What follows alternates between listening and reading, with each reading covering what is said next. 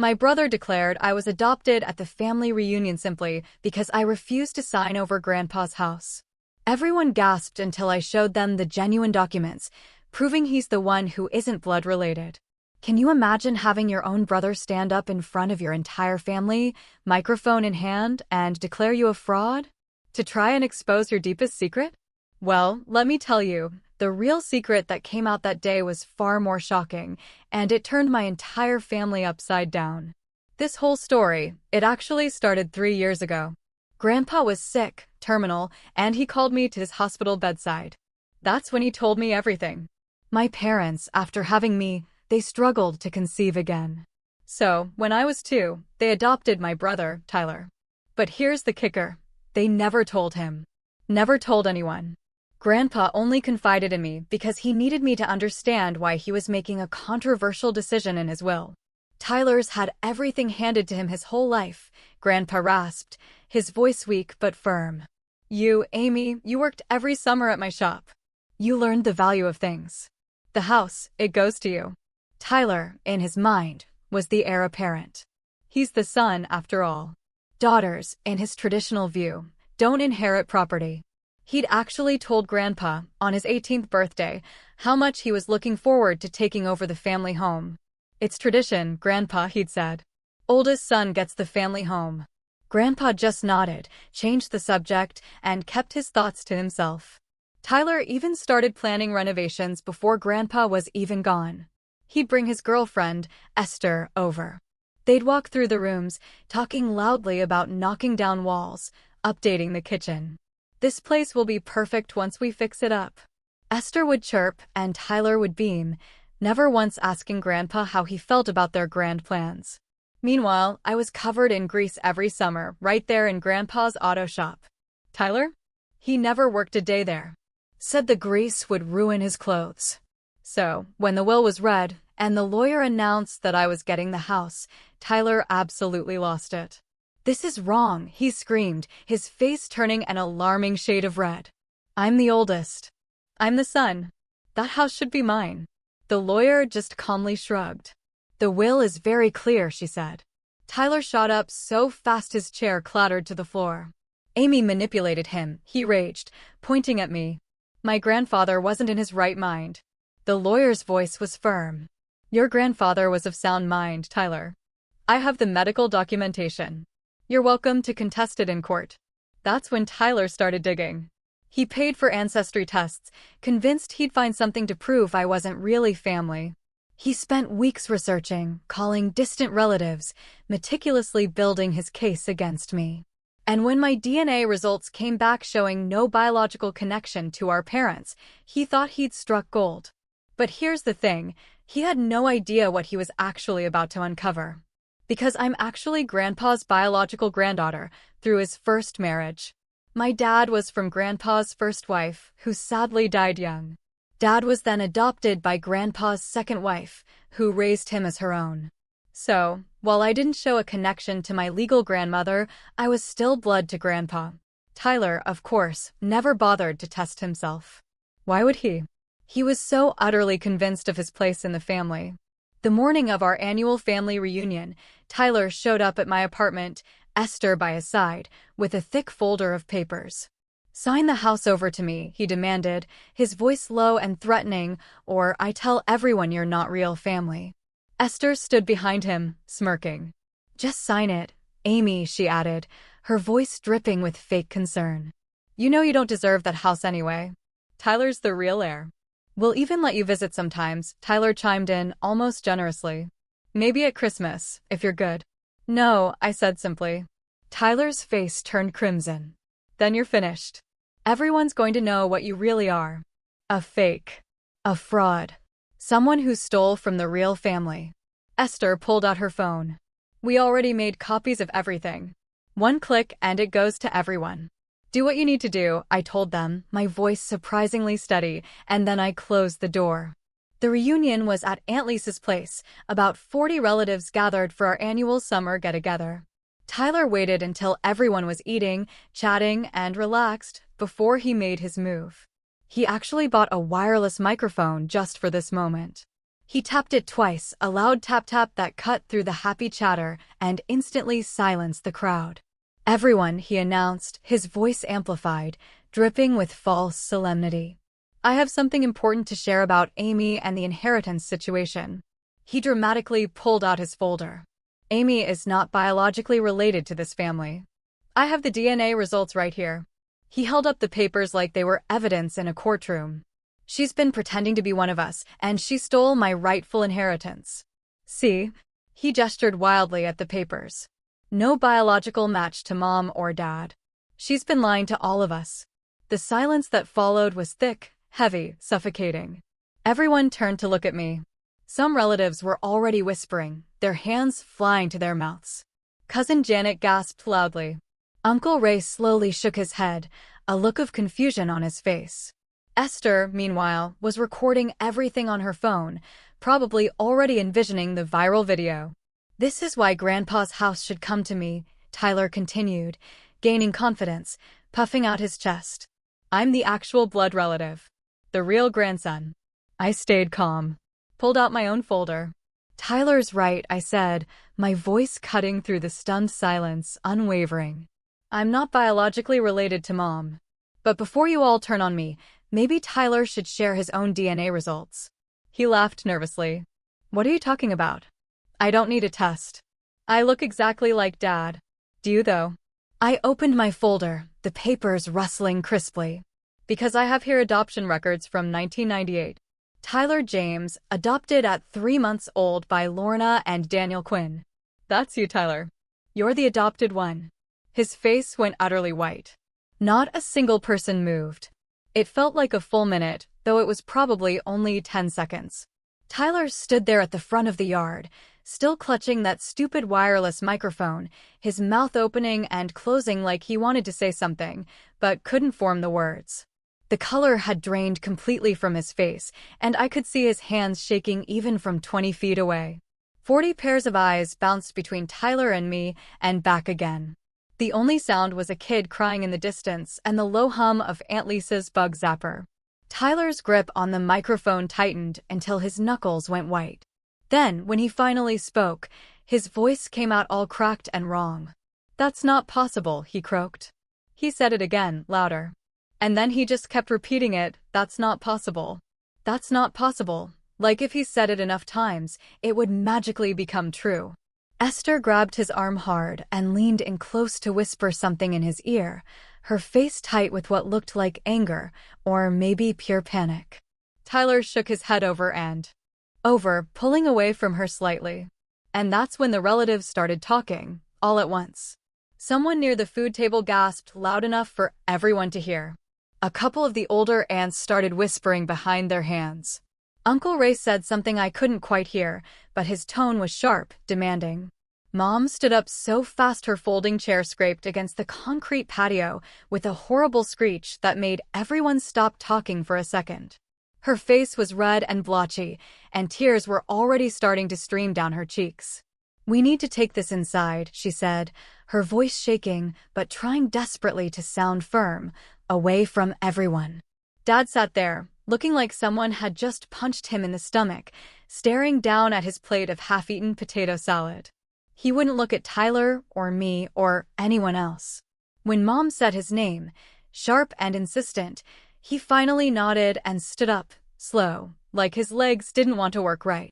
He'd aged about 10 years in the last 5 minutes. All the color gone from his face, except for 2 spots of red high on his cheeks.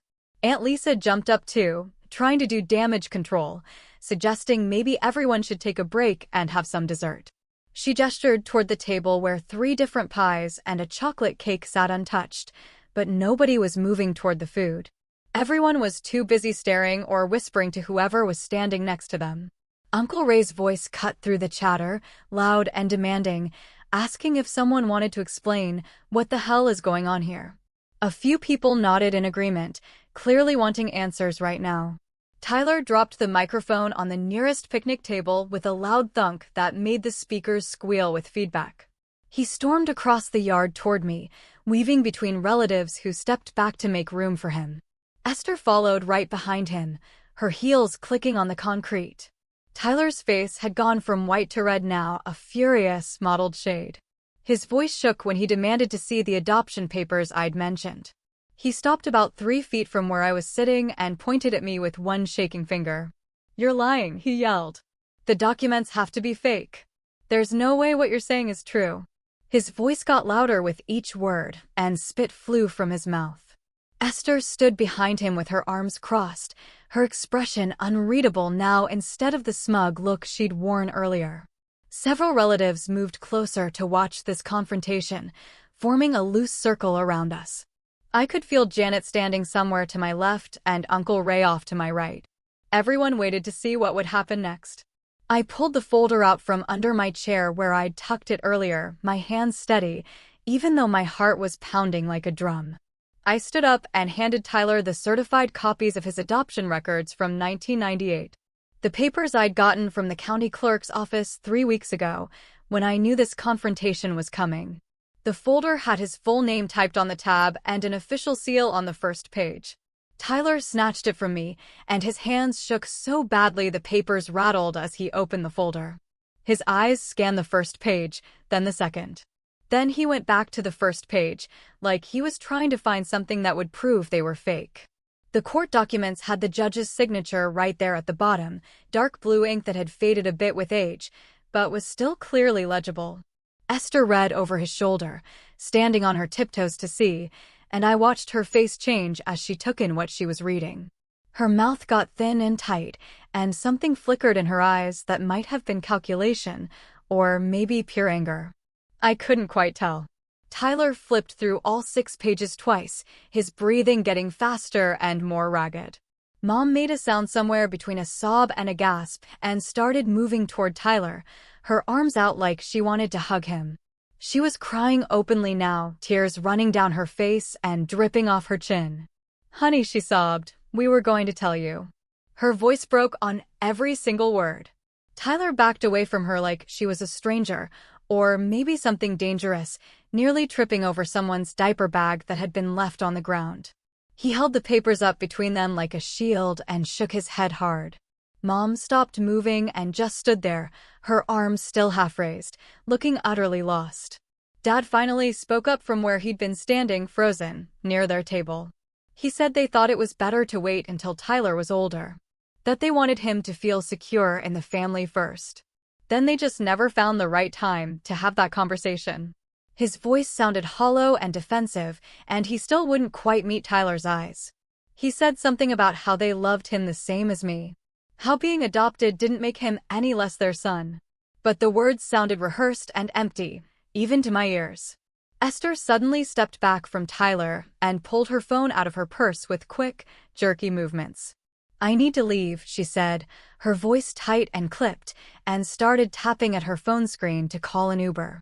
Her face had gone hard and closed off in a way I'd never seen before. Tyler turned to her, and his voice went high and desperate when he begged her to stay. He said they could figure this out together, that he needed her right now, reaching for her arm. She pulled away from his touch and said she needed time to process this.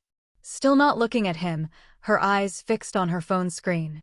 The Uber app made that little ding sound, confirming her ride. Tyler asked her to please just wait, to not leave him like this. But she was already walking toward the side gate that led to the front of the house. Her heels clicked fast on the concrete, and she didn't look back. Even when Tyler called her name one more time, the gate swung shut behind her with a bang that seemed louder than it should have been. Janet appeared next to me, having worked her way through the crowd of relatives.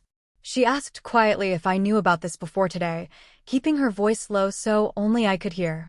I admitted I'd known for 3 years, ever since Grandpa told me from his hospital bed. Her expression shifted right in front of me, going from concern to something between understanding and judgment. She said she gets why I didn't tell Tyler myself, that it wasn't really my place to share that information. But then she asked if humiliating him publicly like this was really necessary, if maybe I could have found a better way to handle the situation.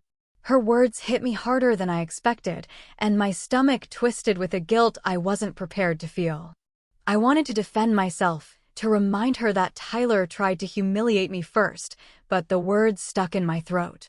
Around us, Relatives were starting to pick sides. Some looked at Tyler with obvious pity, while others were giving me looks that ranged from disappointed to openly hostile. Tyler walked over to the nearest empty chair and basically fell into it, still holding those adoption papers in both hands. The chair, one of those cheap plastic ones, creaked under his weight. He was reading through the documents again, his eyes moving over the same lines he'd already read twice before, like he was hoping the words would change if he just looked hard enough. Tears started running down his face. Big ones that dripped onto the papers and made small dark spots on the white pages. He wasn't making any sound, just sitting there crying silently while he read. Several relatives watched him with pity written all over their faces. Aunt Carol had her hand over her mouth and looked like she might cry too. Uncle Mike shook his head slowly, like he was watching something tragic unfold. But then I caught other relatives looking at me instead, and their expressions weren't sympathetic at all. Cousin Beth crossed her arms and gave me a look that clearly said I was the bad guy here. Uncle Ray's wife, Martha, whispered something to the person next to her while staring right at me. I realized with a sinking feeling that being right about Tyler's adoption didn't automatically make me feel good about what had just happened. It didn't erase the fact that I had just destroyed my brother's entire understanding of who he was in front of 40 people who would talk about this for years. Aunt Lisa's voice finally cut through the whispers and staring. She clapped her hands twice and announced that the immediate family needed to go inside and talk privately. She suggested everyone else should probably head home for now. The crowd didn't move at first, like they were waiting for more drama to unfold. Then Uncle Ray started gathering his dishes from the food table. That broke the spell, and other relatives began moving too, picking up their containers and bags. They walked slowly toward their cars, looking back over their shoulders every few steps. I heard Aunt Carol whisper to someone about how she never would have guessed Tyler was adopted. Cousin Beth said something about how I could have handled this better. The conversations multiplied as people reached the driveway, voices getting louder now that they were farther from us. Tyler hadn't moved from his chair. He was still reading those adoption papers, tears dripping onto the pages. Esther was long gone, her Uber probably already halfway across town. Mom stood near Tyler, but didn't touch him. Dad had his hands in his pockets, staring at the ground. The backyard emptied out over the next 10 minutes until it was just our small group and Aunt Lisa. She walked toward the back door of her house and held it open, waiting for us to follow. Inside Aunt Lisa's living room, the air conditioning felt too cold after being in the summer heat. Aunt Lisa sat in her recliner and made it clear she wasn't leaving her own house for this conversation. Mom and Dad took the couch. Tyler dropped into the armchair near the window, still holding those papers. I stayed standing near the doorway because sitting felt too casual for what was about to happen. Mom started talking first, her voice shaky. She explained how they tried for years to have another baby after me but couldn't. She said they adopted Tyler when he was 3 months old because they wanted to give me a sibling.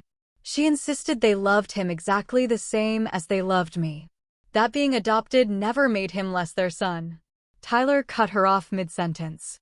He asked if that's why I got Grandpa's house instead of him. His voice was flat now, not angry, just empty. Mom looked confused and said the house had nothing to do with adoption. Dad shifted on the couch and cleared his throat. Dad explained that Grandpa made his own decisions about the inheritance, and they never interfered. He said Grandpa had his reasons, and they respected his wishes, even if they didn't fully agree. Tyler's face flushed red, and he shot back that Grandpa only chose me because he knew Tyler wasn't really family.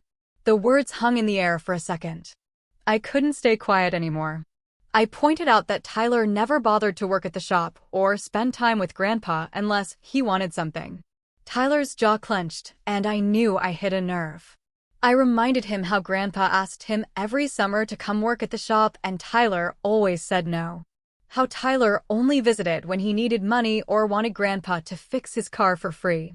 Tyler stood up fast, the chair rocking back.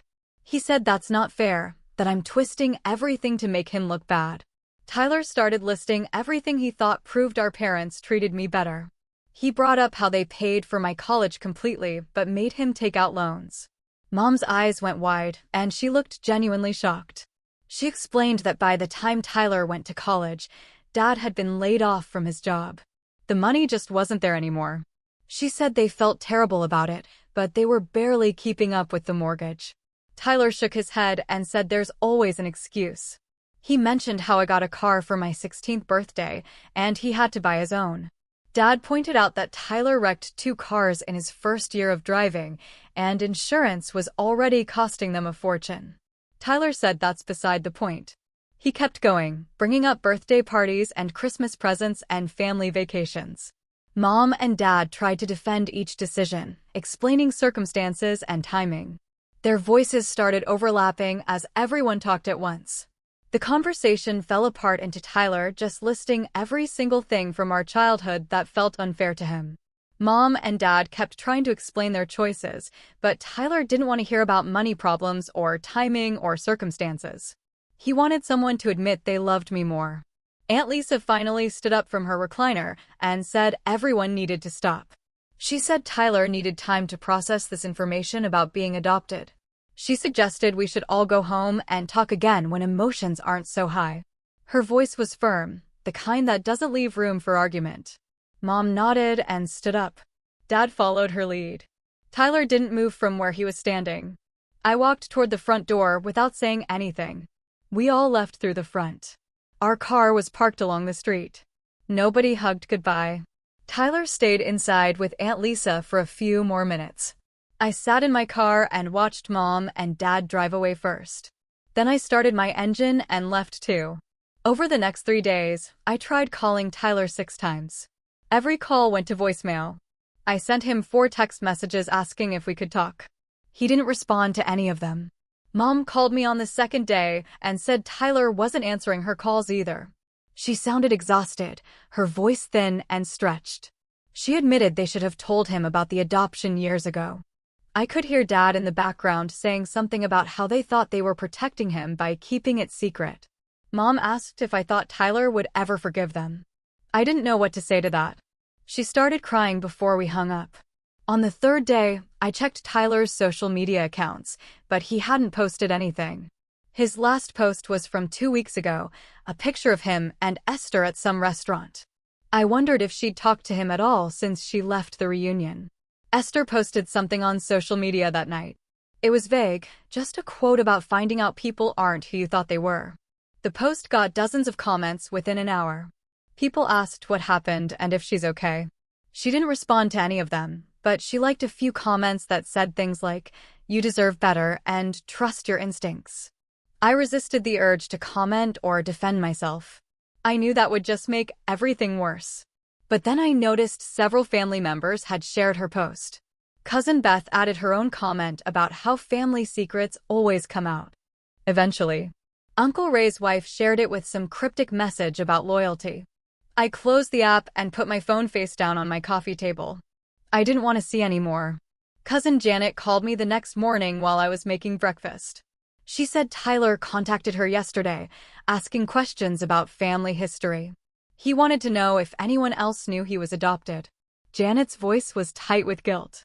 She admitted she'd heard rumors over the years, but never knew for sure. She said Aunt Carol mentioned something once about Mom and Dad adopting a baby, but it was so long ago and nobody ever talked about it directly. Janet felt guilty now for not saying something to Tyler sooner. I told her it wasn't her place to tell him. She said she knows, but she still feels bad. We talked for a few more minutes before she had to go to work. After we hung up, I realized Tyler was probably calling everyone in the family, trying to figure out who knew and who didn't. I needed to drive past Grandpa's house to get to the grocery store. I took the route I always take, not thinking about it until I turned onto a street, my street now. The house came into view and my stomach dropped. Someone had spray-painted the word "thief" across the garage door in bright red paint. The letters were huge, at least 2 feet tall, dripping down the white door. I pulled into the driveway and just sat there, staring at it, my hands shaking on the steering wheel. I knew it had to be Tyler, or maybe someone he convinced to do it for him. I grabbed my phone and called the police non-emergency number. The dispatcher said an officer would come out to take a report. I waited in my car for 20 minutes before a police cruiser pulled up. The officer was older, maybe in his 50s, with gray hair at his temples. He walked around the garage taking pictures with his phone. He asked me if I knew who might have done this. I told him about the situation with my brother and the inheritance. He wrote everything down in a small notebook. Then he said that without proof Tyler did it, there's not much they can do besides document the incident. He suggested I install security cameras before anything else happens. He asked if I wanted to press charges if they figured out who's responsible. I sat with that question for a minute. The idea of getting my brother arrested made me feel sick, but the idea of him getting away with this made me angry. I told the officer I needed to think about it. He nodded and handed me a case number on a business card. He said I should call if anything else happens. After he left, I sat on the front steps of the house and stared at that red word on the garage door. This whole thing was escalating way beyond hurt feelings and family arguments. I wondered where it stops. I sat there for maybe 10 minutes before my phone rang. Mom's name flashed on the screen, and I considered not answering, but I knew that would just make things worse. I swiped to accept and heard her crying before she even said hello. She told me Tyler had moved out of his apartment 3 days ago and wouldn't tell them where he's staying. She'd been calling him constantly, but he only responded with short texts saying he needed space. Her voice broke when she begged me to reach out to him and try to make peace. I reminded her that Tyler's the one who tried to publicly humiliate me at the reunion.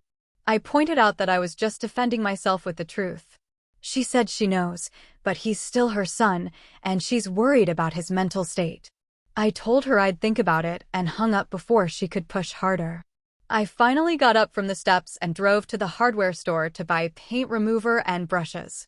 The whole drive, I kept thinking about Tyler somewhere alone, probably spiraling, and I hated that I felt guilty about it. 2 days later, I was in my apartment making dinner when someone knocked on my door. I looked through the peephole and saw Dad standing there, looking uncomfortable. I opened the door, and he asked if he could come in. We sat at my kitchen table, and he got straight to the point. He admitted Tyler had been asking them for money for months before Grandpa died. Tyler claimed he had credit card debt from helping Esther with her student loans. Dad revealed that Tyler owed close to $30,000. He was counting on selling Grandpa's house to pay it off. Dad's hands shook slightly as he talked, and I realized this was hard for him to tell me. He said that's why Tyler was so desperate to get the inheritance. It wasn't just about pride or tradition. He needed that money to avoid financial ruin. I asked why they didn't tell me this before. And Dad said they thought it was Tyler's private business. They kept hoping he'd figure it out on his own. Mom wanted to help him, but they don't have that kind of money to give. Dad looked older than I've ever seen him as he admitted they failed both of us by keeping so many secrets. I felt sympathy and frustration mixing together in my chest. Tyler's financial situation explained his desperation, but it didn't excuse how he treated me. I told Dad this, and he nodded slowly.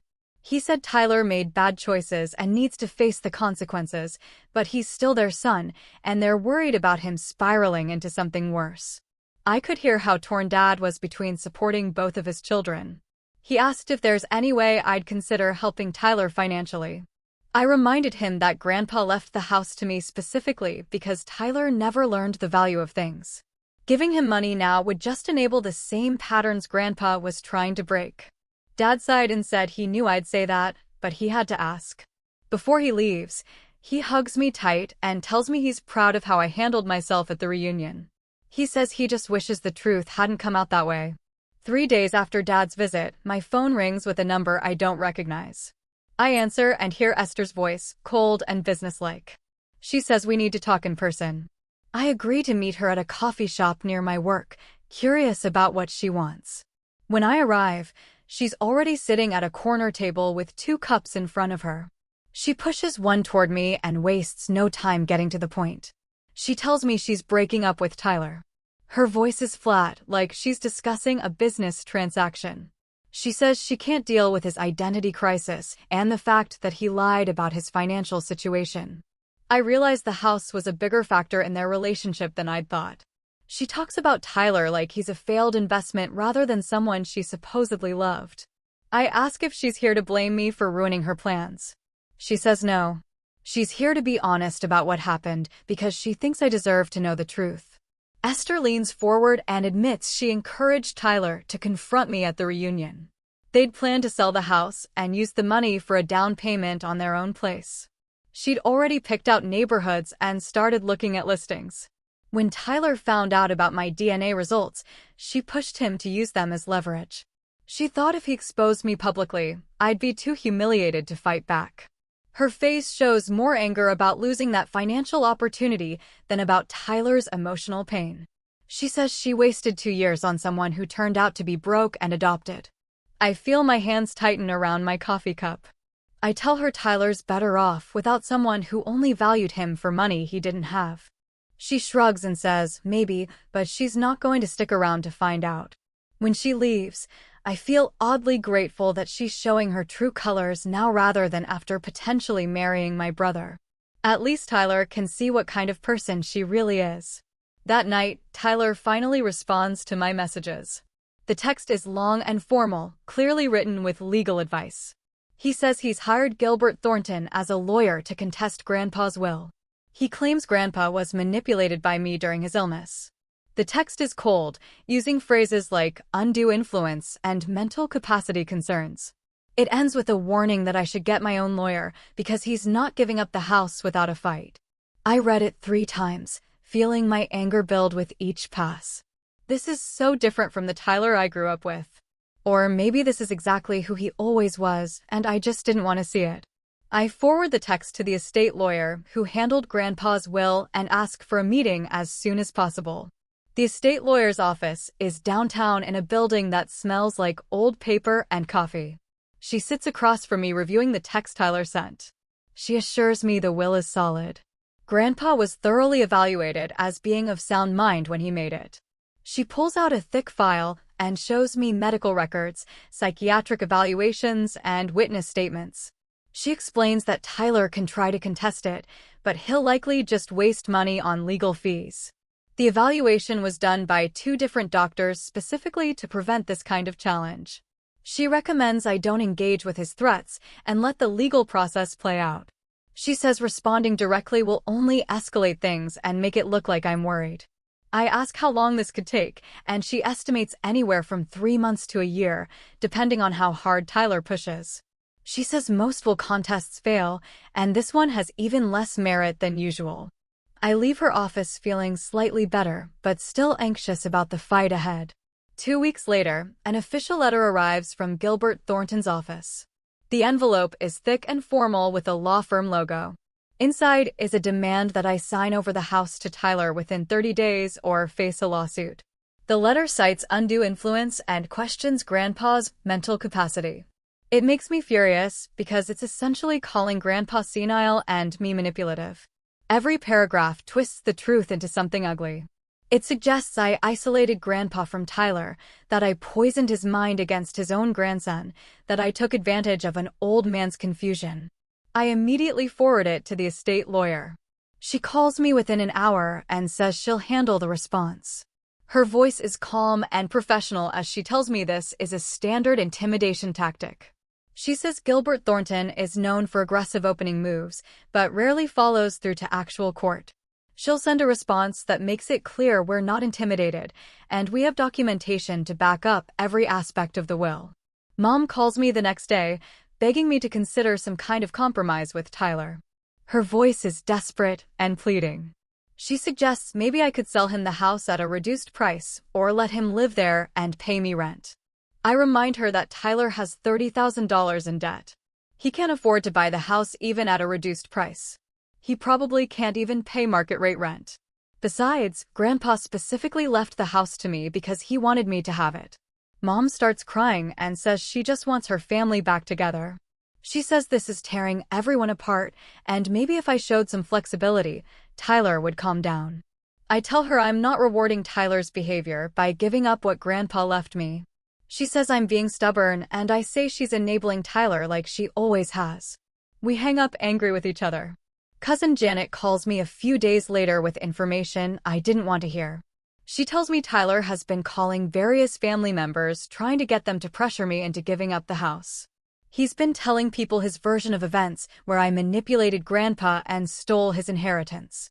Some relatives are sympathetic to him and think I should share the inheritance equally. Others think he's being entitled and needs to accept reality. Janet says the family is splitting into camps, and it's getting uncomfortable at gatherings. Uncle Ray apparently got into an argument with Aunt Lisa about it at a birthday party. Cousin Beth posted something on social media about family loyalty that was clearly directed at me.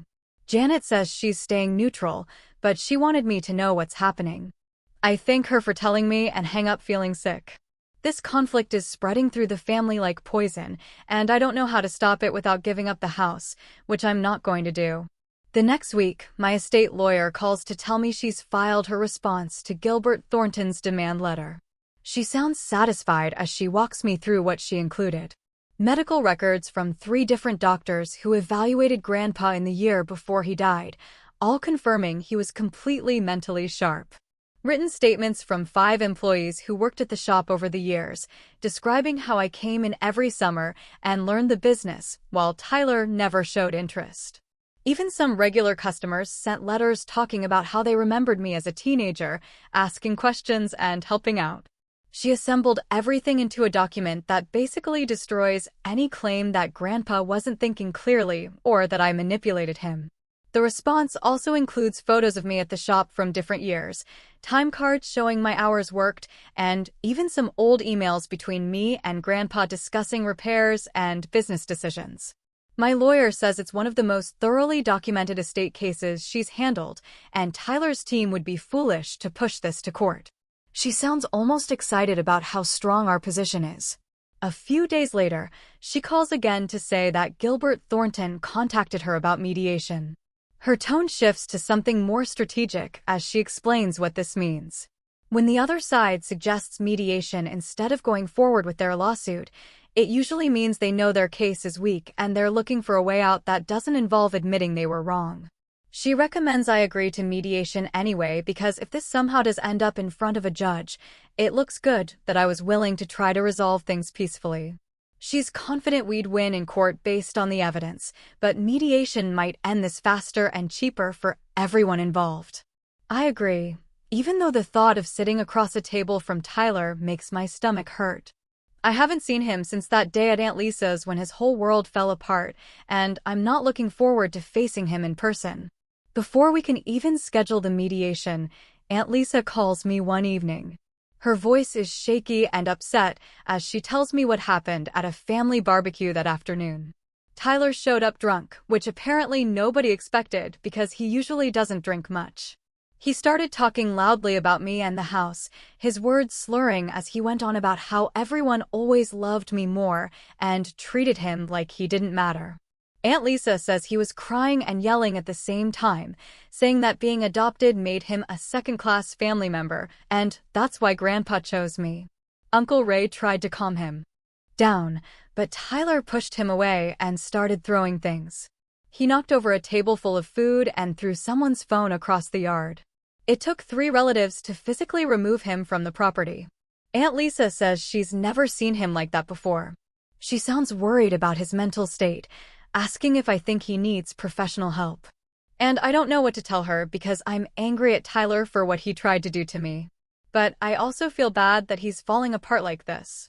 That evening, I decide to go through some of Grandpa's boxes that I've been avoiding since moving into the house. I find several journals in the bottom of a box from his bedroom closet. They're just regular notebooks, the kind you can buy at any store, filled with Grandpa's neat handwriting. I start reading and discover he kept detailed notes about family interactions and observations over the years. There are entries about me coming to the shop, asking questions about how different tools worked and why certain repairs were done specific ways. He wrote about teaching me to change oil and rotate tires, noting how I paid attention and remembered what he showed me. Then there are entries about Tyler's visits, which were much less frequent. Grandpa documented how Tyler usually only came by when he needed money or wanted Grandpa to buy him something. One entry from when Tyler was 19 describes him asking for $200 for car insurance, then leaving as soon as Grandpa handed over the cash without staying to visit. Another entry talks about Tyler complaining that the shop was dirty and asking why Grandpa didn't just sell the business and retire.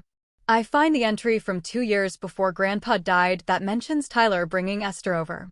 Grandpa wrote about how they walked through his house discussing renovation plans, talking about knocking down walls and updating the kitchen without ever asking if he was okay with their ideas. He wrote that it confirmed what he already knew about the boy's character, that Tyler saw the house as something he was entitled to rather than something that might be earned. There's another entry about Grandpa trying to talk to Tyler about learning a trade or developing real skills beyond his office job. Tyler apparently told him that kind of thinking was old-fashioned and that successful people these days didn't need to know how to fix things with their hands. Grandpa wrote that he felt sad hearing that because it showed how differently Tyler saw the world compared to how he'd tried to raise his grandson. He noted that Tyler dismissed practical skills as beneath him while constantly struggling with money and asking for help. Reading through all these journals makes me feel more secure in Grandpa's decision to leave me the house. He clearly thought about this for years, not just at the end when he was sick. But I also feel sad about the whole situation and the family dynamics that led to it. Grandpa obviously loved Tyler.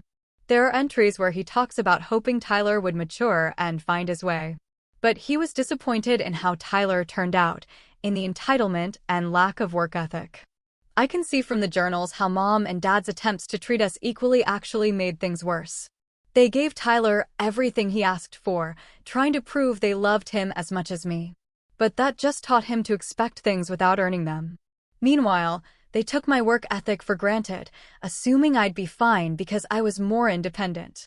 Grandpa saw all of this happening and tried to correct it the only way he could, by making his will reflect the reality of who put in effort and who didn't. 2 weeks later, I arrive at the mediation session at Gilbert Thornton's office. Tyler is already there when I walk in with my lawyer. He looks terrible, like he hasn't been sleeping or eating properly in weeks. His clothes hang loose on him, and there are dark circles under his eyes. He won't make eye contact with me, just stares at the table in front of him while Gilbert Thornton sets up papers and a recording device.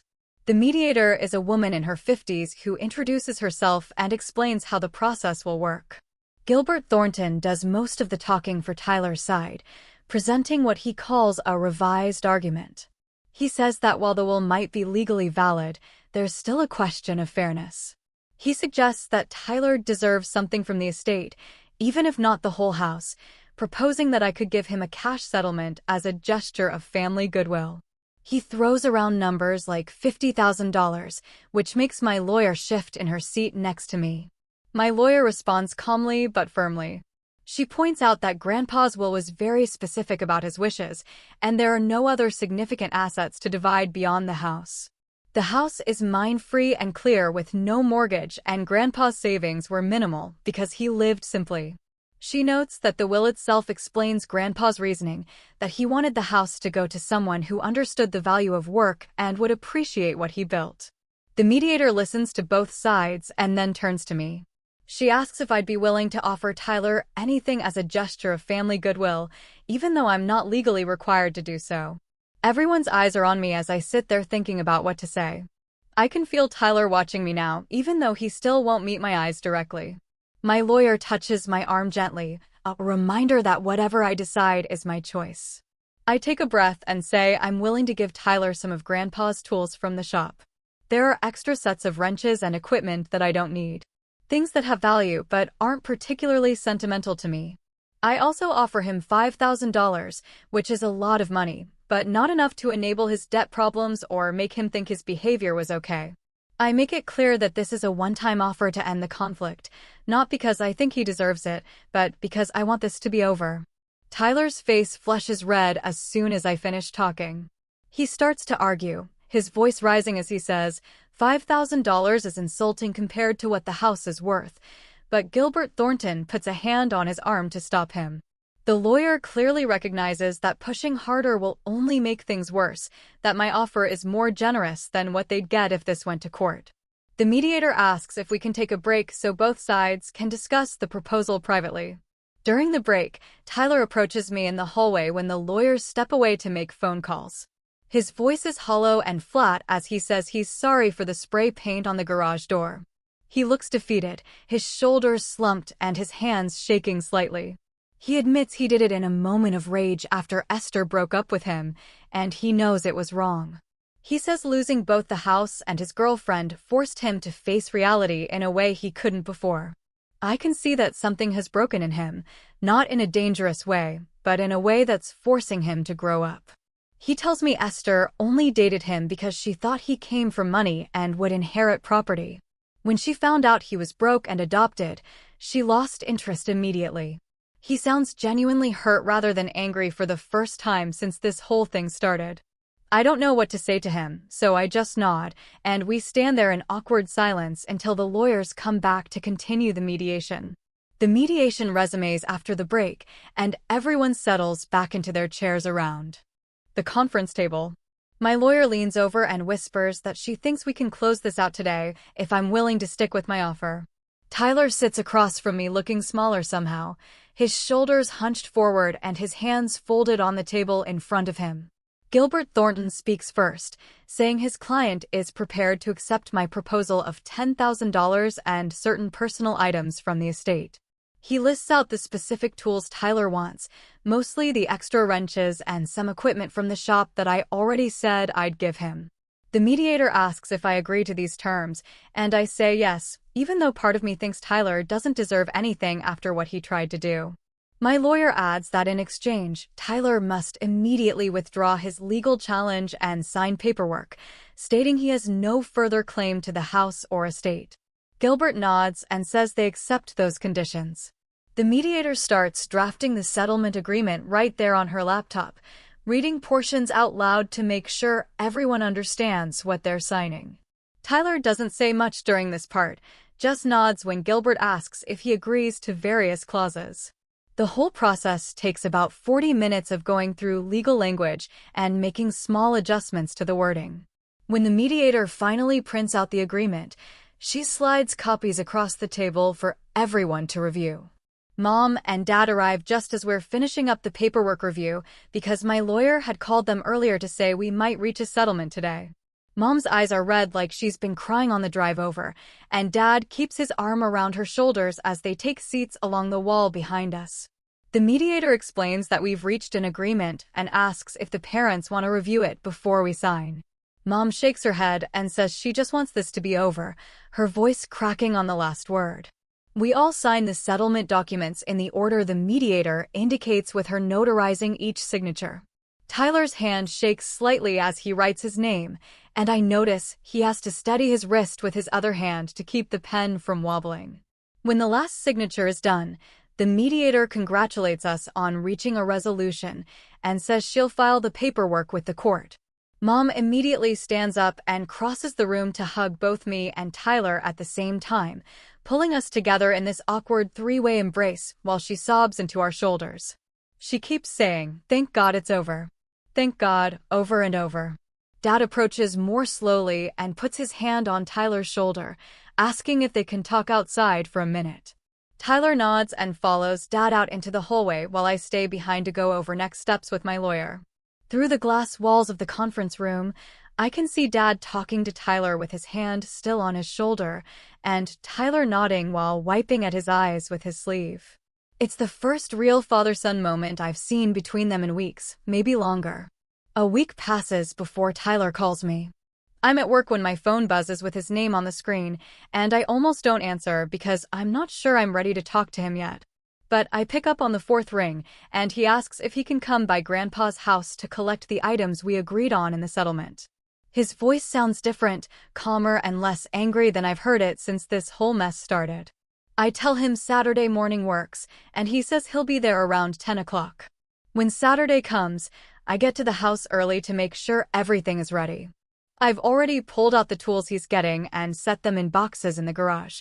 Tyler shows up exactly at 10 o'clock driving a borrowed truck, and when he gets out, I can see he looks better than he did at mediation.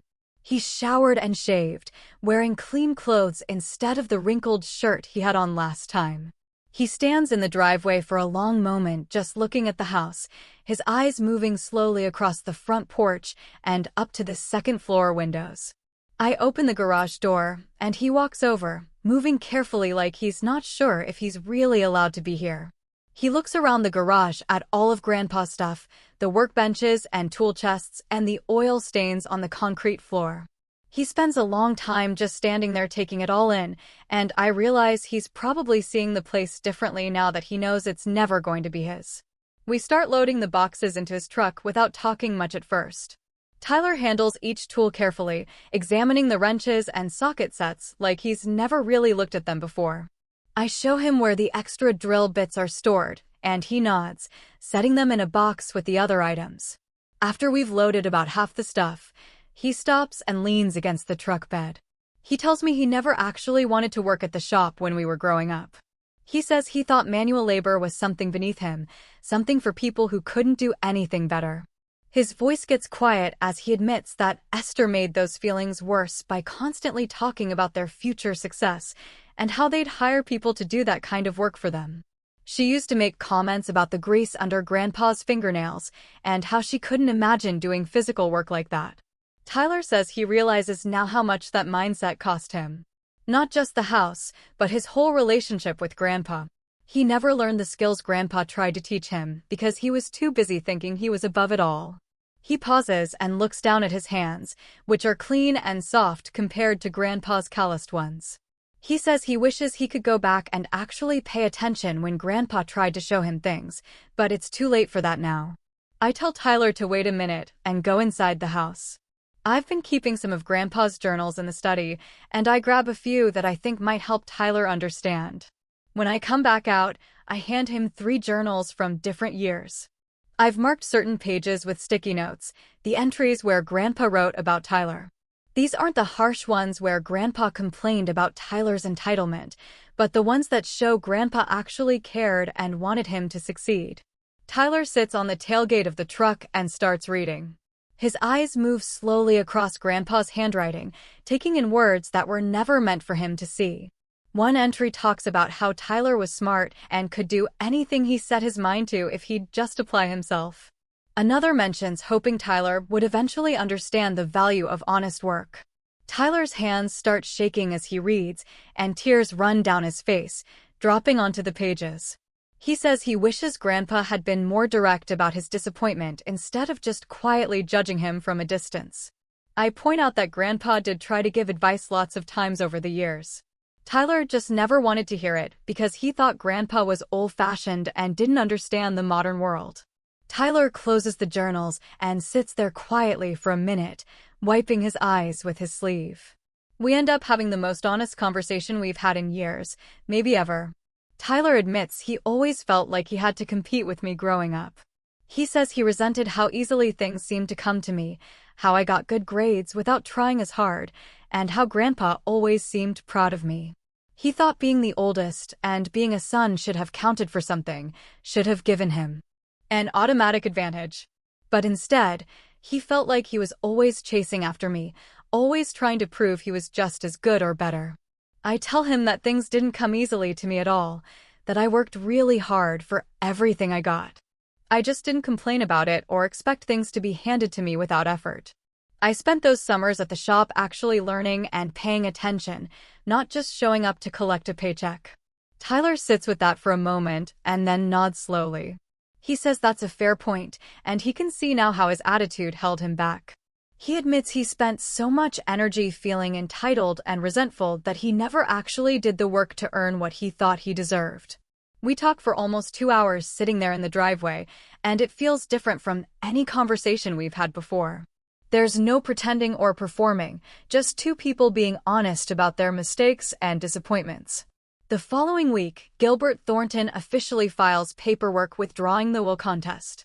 My estate lawyer calls to confirm that the house is now legally and completely mine with no further challenges possible.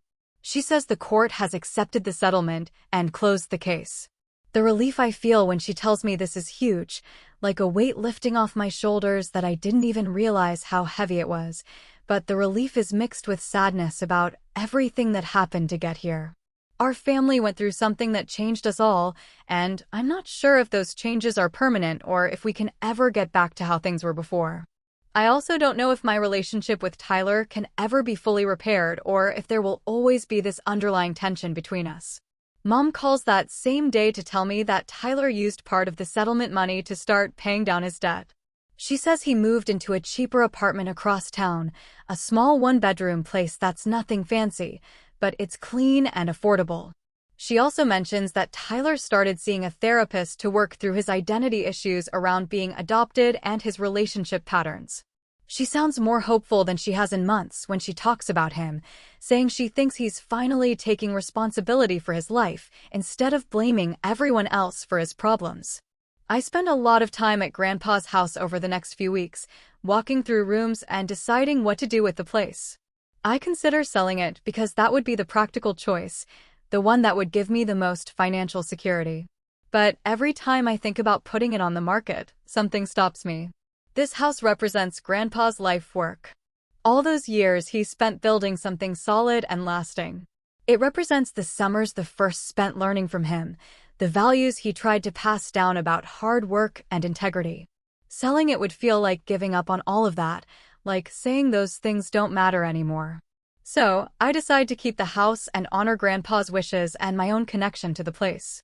I start planning renovations, small projects I can tackle slowly over time. I'm doing some of the work myself using skills I learned at the shop, like replacing the old kitchen faucet and fixing the squeaky floorboards in the hallway. It feels good to work with my hands the way Grandpa did, to take something broken and make it whole again. Each repair I make feels like a way to stay connected to him while also making the space my own. I paint the living room a soft gray color that Grandpa never would have chosen, but that makes the space feel fresh and new. I keep his workbench in the garage exactly as he left it, with his tools hanging on the pegboard in the same arrangement. The house is becoming something that honors the past while also looking toward the future, and that feels right to me in a way I can't fully explain. 3 months after the reunion, our family has a much smaller gathering at my parents' house to celebrate Dad's birthday. Only about 15 people show up instead of the usual 40, and the atmosphere feels careful, like everyone's testing the waters to see if we can actually function as a family again. Tyler arrives on time carrying a store-bought cake, and he says hello to everyone without any of the tension or anger that marked our last family event. He's lost some weight and looks tired. But when he shakes Dad's hand and wishes him happy birthday, his smile seems real rather than forced. We end up in the kitchen together while I'm getting plates, and he asks how the house renovations are going. I tell him about the kitchen faucet I replaced and the squeaky floorboards I fixed, and he nods like he's actually interested instead of just waiting for his turn to talk. He mentions he got a job at an auto parts store across town, and while it's not glamorous, he's learning a lot about the business side of automotive work. The pay isn't great, only about $12 an hour, but he says it feels different earning his own money through actual work rather than expecting opportunities to just appear because of who he thought he was. He talks about how the customers come in with specific car problems, and he's learning to match parts to needs, understanding how different components work together to keep vehicles running. It reminds him of what Grandpa tried to teach him all those summers ago when he refused to work at the shop because he didn't want grease under his fingernails. Now he wishes he'd paid attention back then instead of assuming manual work was beneath him. Mom pulls me aside during the party while Tyler's outside talking to Dad and Uncle Ray. She hugs me tight and thanks me for giving Tyler the settlement money even though I didn't have to. She says showing him those journal entries from Grandpa made a real difference because Tyler could see that Grandpa loved him but was disappointed in his choices, which hit harder than any lecture could have. She admits that she and Dad made serious mistakes by keeping the adoption secret for so many years, and that they thought they were protecting Tyler by not telling him, but really they were protecting themselves from difficult conversations. She also acknowledges that they favored Tyler in ways they didn't recognize at the time, making excuses for his behavior while taking my work ethic for granted. She's glad we're all getting a chance to be more honest with each other now, even though the path to honesty was painful and messy. I visit Grandpa's grave for the first time since the reunion a few days after the birthday party. The cemetery is quiet on a Tuesday afternoon, and I sit on the grass next to his headstone for a long time before I can figure out what to say. I tell him about everything that happened at the reunion, about Tyler's public accusation, and my response with the adoption papers.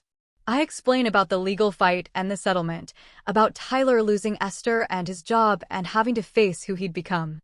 I thank him for trusting me with the house and for seeing something in me that I didn't always see in myself. All those summers at the shop, he was teaching me more than just how to fix cars and handle tools. He was showing me the value of work itself, the satisfaction of taking something broken and making it whole again through skill and effort. I promised to take care of the place and make him proud, to honor what he built while also making the space my own. Tyler texts me a few days later asking if he can stop by the house sometime to help with renovations. He says he'd like to learn more about the kind of work Grandpa did, and maybe I could show him some of the basics of home repair. I'm surprised by the request, because Tyler spent years avoiding anything that might get his hands dirty, but I agree to give him a chance. The following weekend, he shows up at 9 o'clock in the morning with his own tools, a basic set he bought from the auto parts store where he works. We spend the day working on refinishing the hardwood floors in the living room, starting with sanding down the old finish to expose the raw wood underneath. Tyler follows my instructions carefully, asking questions about grain direction and grit progression instead of pretending he already knows everything. We work mostly in silence, except for when I'm explaining a technique or he's asking for clarification, and the physical labor feels like a better way to rebuild our relationship than sitting down for some forced heart-to-heart conversation. Working together on the house becomes a regular thing over the next few weeks. Tyler shows up every Saturday morning, and we tackle different projects depending on what needs doing. We repaint the bathroom, replace rotted boards on the back porch, fix the leaky pipe under the kitchen sink. He asks questions about the shop and about Grandpa, really listening to the answers instead of just waiting for his turn to talk about himself. I can see genuine changes in how he approaches things, more patience and less assumption that everything should come easily. He admits he never understood why Grandpa cared so much about doing things right the first time, but now that he's actually working with his hands, he gets it. Rushing through a job just means you have to do it again later. And there's real satisfaction in completing something properly, even if it takes longer. Tyler admits one day while we're taking a break from painting the guest bedroom that he's grateful the whole situation happened. We're sitting on the floor with paint-splattered clothes, drinking water from old mason jars, and he says losing everything forced him to confront who he'd become. He says losing Esther hurt at first, but looking back, he realizes they were in a relationship based on money and status rather than genuine connection. She liked the idea of dating someone who would inherit property and have financial security, not the actual person he was. Now he's working on figuring out what he actually values in life beyond material success, and it's harder than he expected because he spent so many years defining himself by external markers of achievement. For months after the reunion, our extended family has another gathering, this time at the house I inherited. I invite everyone to see the renovations and to celebrate Grandpa's memory properly, and about 25 relatives show up. The atmosphere is completely different from the tense reunion where this all started. People walk through the rooms commenting on the refinished floors and fresh paint. And several relatives specifically mention noticing the work Tyler and I did together. Uncle Ray makes a toast to Grandpa and to family, acknowledging that we've been through a rough period, but came out stronger for it. He says, families aren't perfect, and sometimes the truth hurts, but hiding from truth hurts even more in the long run. Several relatives comment on how good the house looks and compliment the work Tyler and I did together. And I can see people visibly relaxing as they realize our family isn't permanently broken by what happened. Tyler gives a short speech thanking me for giving him a chance to be part of the house's renovation and for helping him understand what Grandpa was trying to teach him all along. He's not completely transformed into a different person, and I know he still has work to do on himself, but he's genuinely trying to grow and learn from his mistakes, and that's more than I expected a few months ago. Esther walks through the front door about an hour into the gathering with some guy I've never seen before, her hand locked around his arm like she's making a statement. She's wearing a dress that's way too fancy for a casual family thing, and her laugh carries across the room in that fake way she used to do when Tyler's friends were around. I glance over at Tyler, who's helping Uncle Ray move some chairs, and he looks up when Esther's voice gets louder, then just goes back to what he's doing without any change in his expression. The new boyfriend is tall and wearing an expensive watch that catches the light every time he moves his hand. And Esther keeps touching his chest and looking around to see who's watching.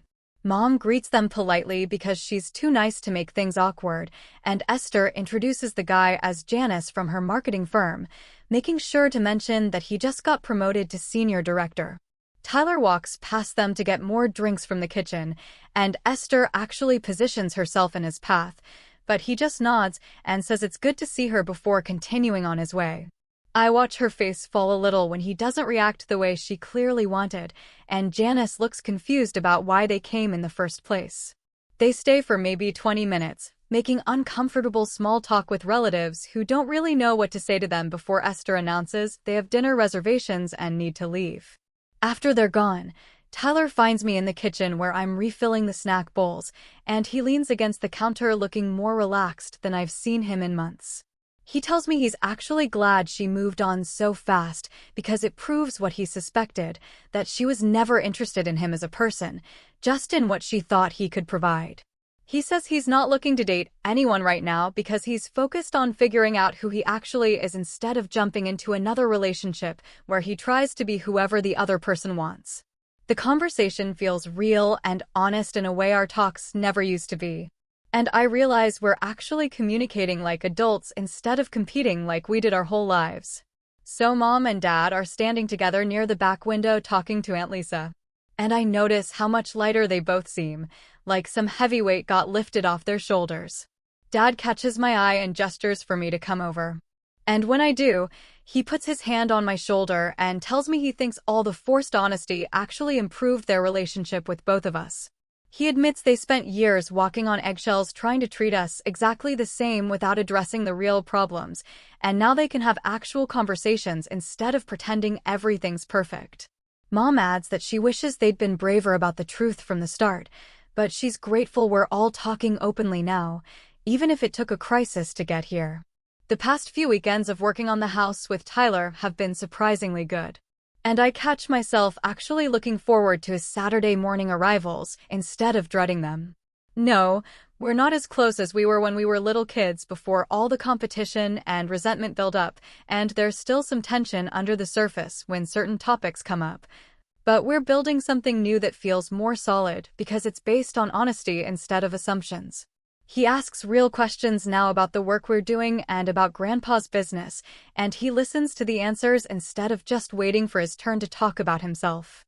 As the afternoon light starts to fade and people begin gathering their dishes and saying their goodbyes, I stand in the doorway between the living room and kitchen looking at my family scattered around Grandpa's house.